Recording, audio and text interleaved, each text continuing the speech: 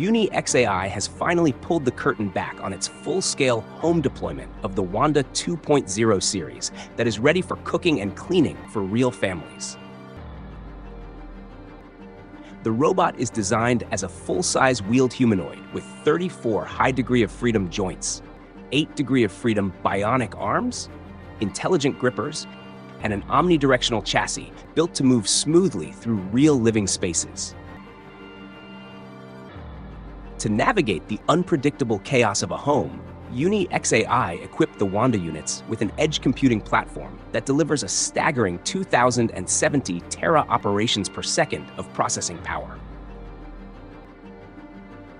This allows the robot's proprietary long-sequence task planner to break down complex requests like cooking and cleaning into hundreds of precise subtasks.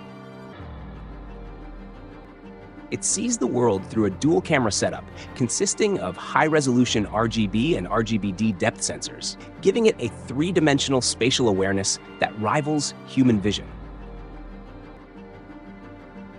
While its three 60-degree LiDAR and ultrasonic sensors keep it from bumping into furniture, its bionic arms are embedded with multimodal tactile perception.